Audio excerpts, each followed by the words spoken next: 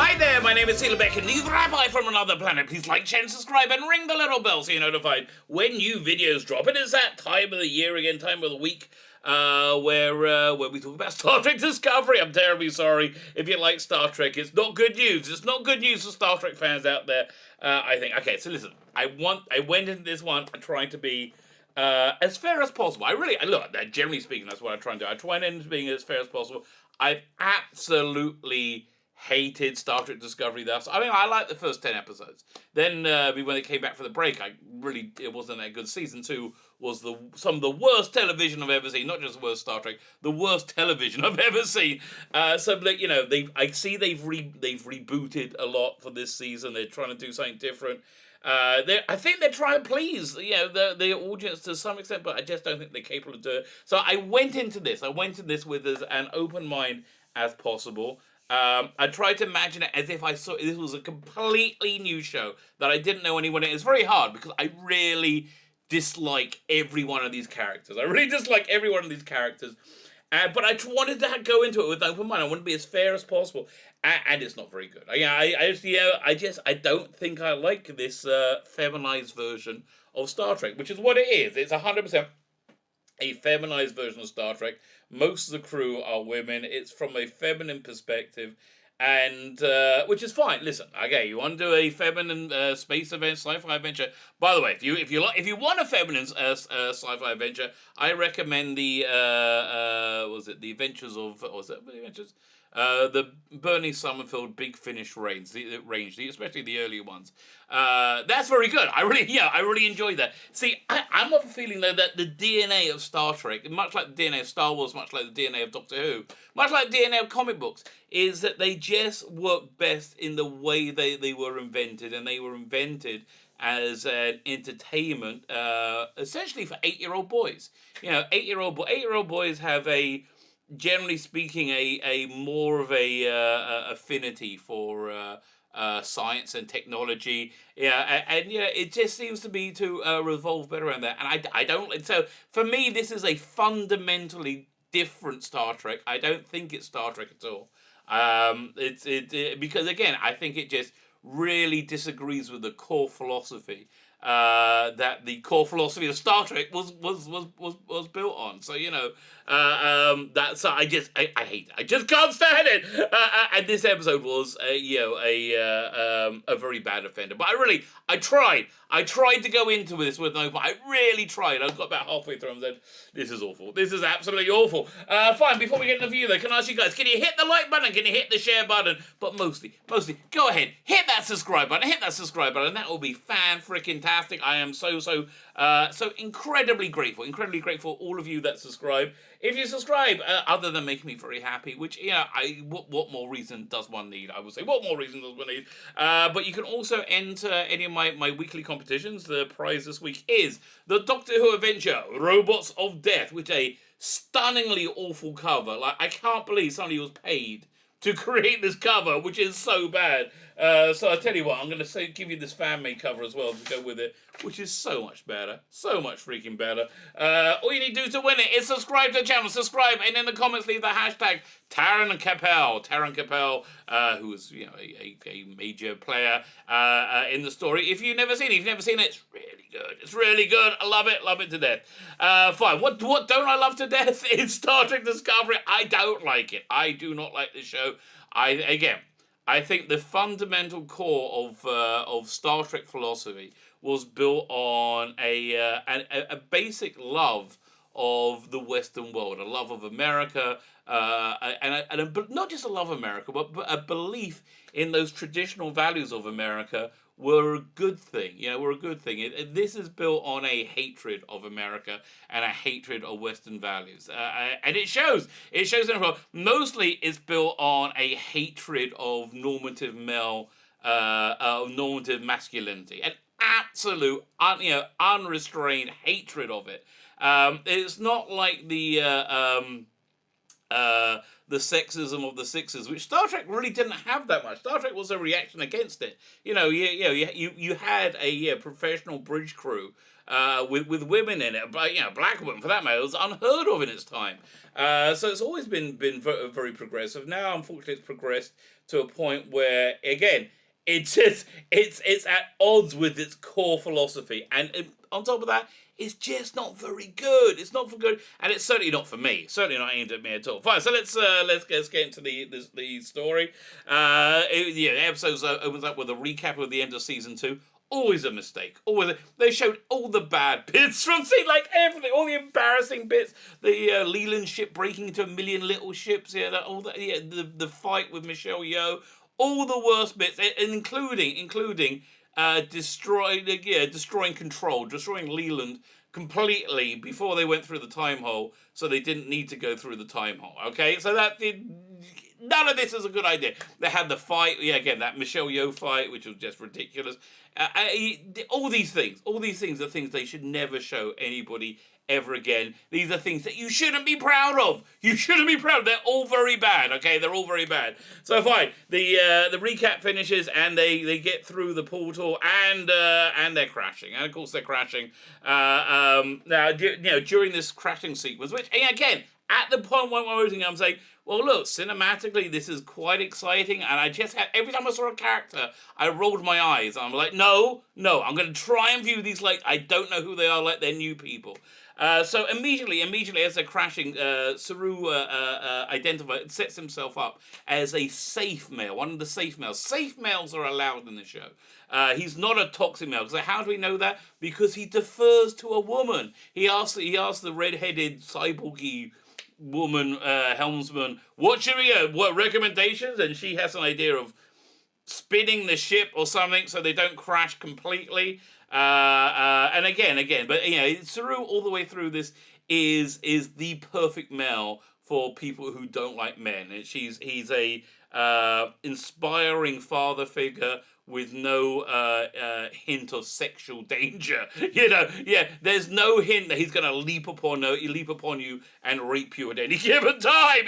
Which I do feel they feel that most regular normal men will do. So he set himself up as one of the safe men of the show. Not many of them, but we'll see. You'll see them when they come up. So the stunning and brave red-headed helmswoman crashes the ship, saving it slightly, and they've embedded in this ice field in Iceland. Exactly, but essentially, they've done all that location filming in Iceland.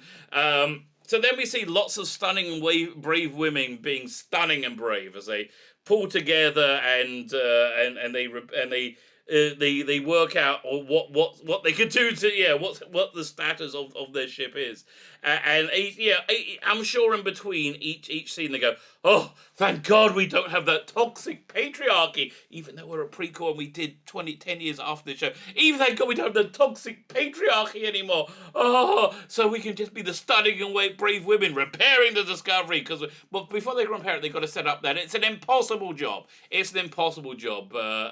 Basically, they've got to go and fix every circuit breaker or light bulb or something. Yeah, it's an impossible job. The red-headed helmswoman, she's weirded out and she's like stumbling around and she's sent to sick bay. There's something going on with her. They don't know. You're going to find out next week or the week. Unless they forget. Speaking of forgetting, the title of this episode isn't part 2. The first episode was called That Hope That Is You, Part 1, right? And this episode, what's this episode called? I'm going to look it up. Let's do, we'll go Star Trek Discovery. Episode Guide. And we'll see, because this has a whole different name. So this is called, come on, they don't, let's see if Wikipedia has it.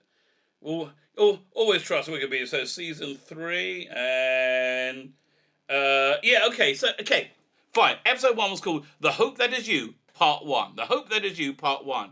This episode is called Far From Home. There is no Hope That Is You Part 2. It's like, did they forget the freaking episode title? Even the episode title in between episodes. I understand forgetting plot points, which they do. They forget massive plot points. They forgot the episode title. Right?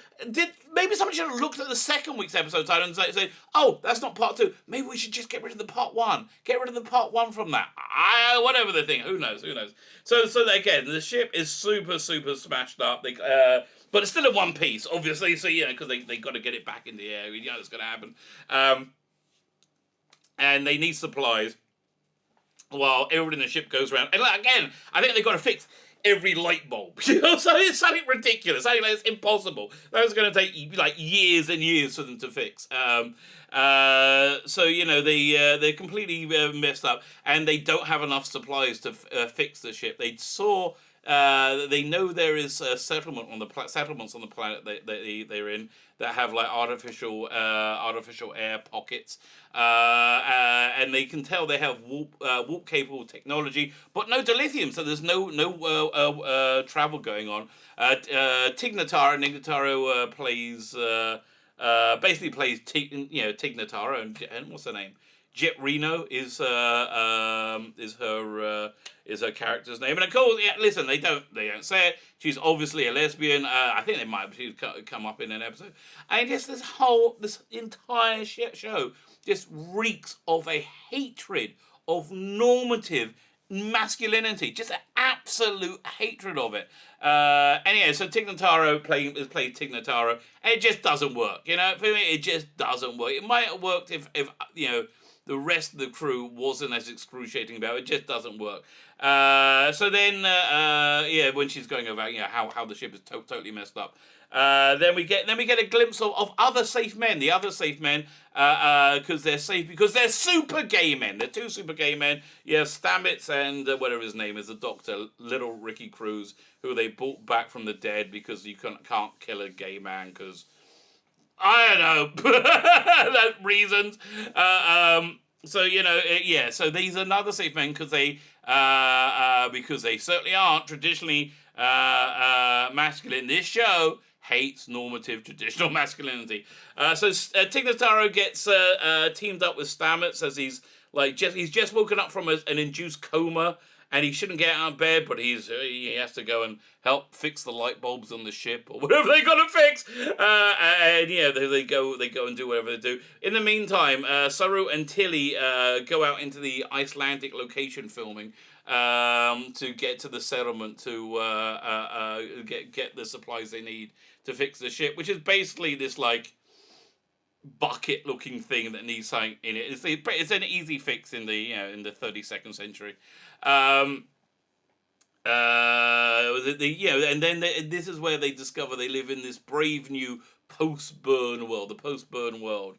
Stamets has to go into a Jeffrey tube because Tig Notaro's back is too bad. Okay, even though he's just bleeding internally, been woken up from an induced coma. No, up you get into the into the Jeffrey's tube. They get to the settlement. The people there seem nice, but they pull guns on them because they're scared. They're scared because there's a bad guy. Basically, what's going on is, there's no federation, there's no law, and there's no interstellar travel. So anybody who does have interstellar travel has everybody else over a barrel, and they go on a route to bring supplies, and if they don't bring supplies, everybody's going to die. So basically, he has complete control over everything, and he exacts control by killing everybody. that gets in the way. You do get a feeling that he's bumped off quite a few people. This bad guy.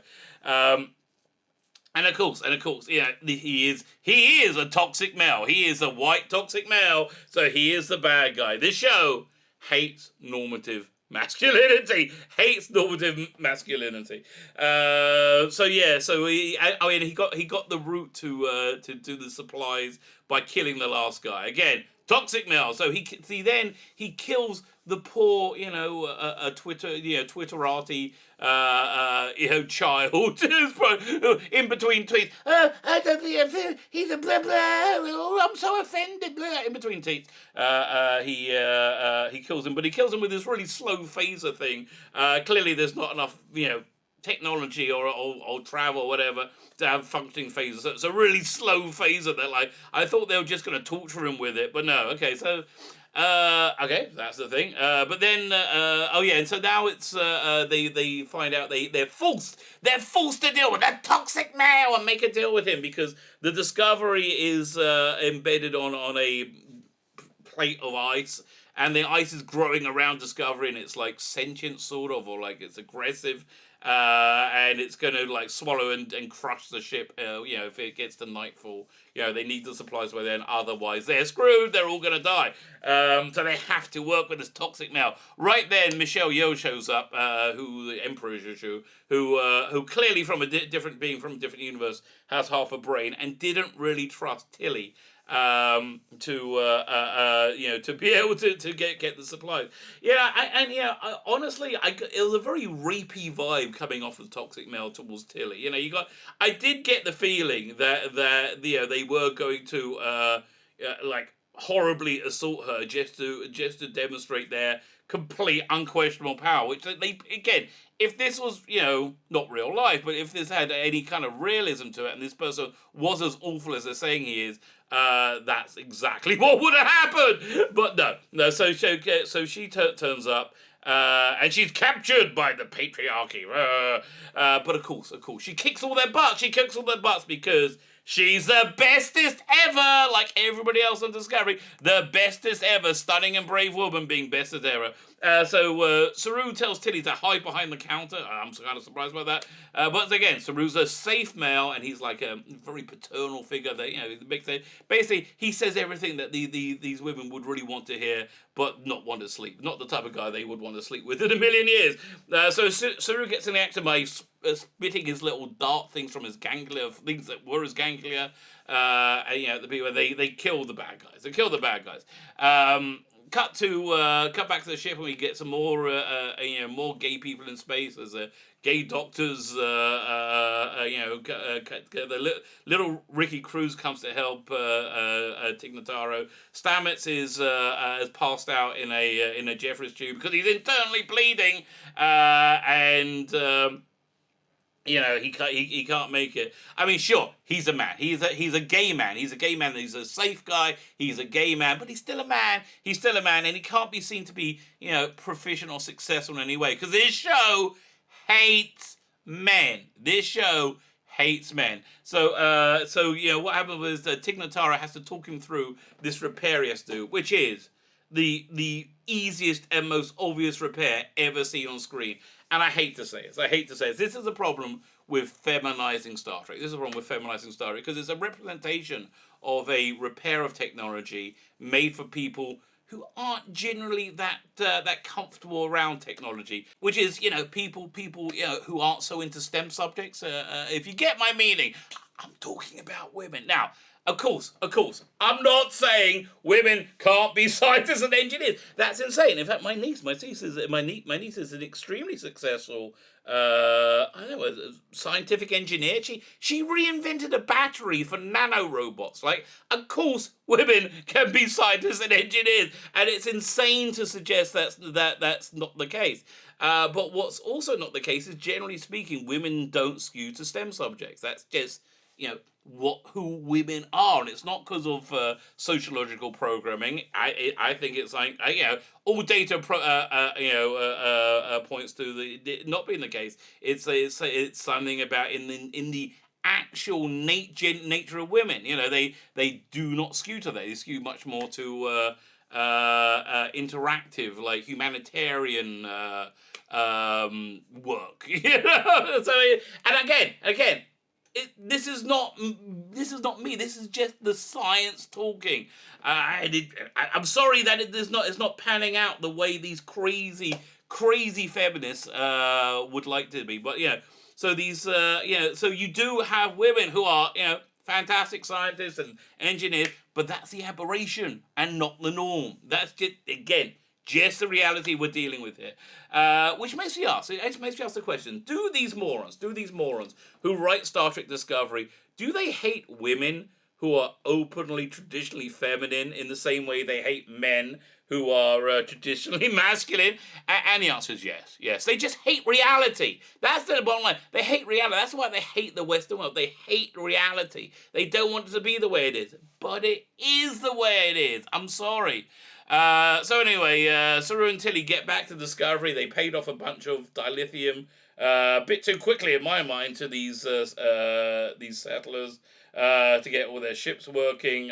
Again, I don't know how much dilithium they got, but I don't think this is the best use of their resources. I mean, again, maybe they want to work out the exchange rate a little bit more here. So anyway, they get back to Discovery, which I'll remind you, 30 minutes ago was unfixable. Unfixable. You had to fix every light bulb, right? Like, it's unfreaking fixable. But because of the stunning and brave women of Starfleet, they did the impossible, and it's all fixed and ready to go. They plug in the thing that Saru got fixed, and they're ready to go. But it's not enough. It's not enough. It's incredible. Even though they are the stunning, bestest ever women of Starfleet, it's still was an impossible task, and they try and take off, but they can't do it, and then they get caught in a tractor beam from another ship above. They think, oh, this must be another one of these criminal people, another one of these criminals are going to pick them clean, which, probably would, again, if their premise is great, that is what exactly would happen, and probably they would all be sold into slavery as well, to the Orions. That would be my guess, but no, it's not a bad person. It's this even more stunninger and bravier Michael Burnham, all wide-eyed and with her new haircut, come to save Discovery. She's been there for a whole year, and of course, she's here. She's here to save the day. Yay! Because, she's here to save the day because she's the bestest ever. She's even more bestest ever than all the other feminized crew of Discovery, who are the bestest ever. Oh, it's all the bestest ever. So, moving forward, Discovery, even though it's like 1,000 years out of date, is still the best ship in the galaxy because it's the only one that has the dilithium or functioning phasers or any crazy normative stuff like that. So there we are. That's Star Trek Discovery Episode 2. What the hell is this episode called again? Far From Home. Far From Home. I saw Nerdroids reviewers, and also Far from Star Trek, which I haven't listened to until I do my review, because I don't want to regurgitate whatever he's going to say, which I probably will, because I'll probably agree with it unreservedly. But there you go, it's episode 2. And again, what happened to part 2 of episode 1? Who knows? Who cares? Who cares? It's not like I thought maybe the final episode would be part 2. No, it's not. It's all the episode titles are listed.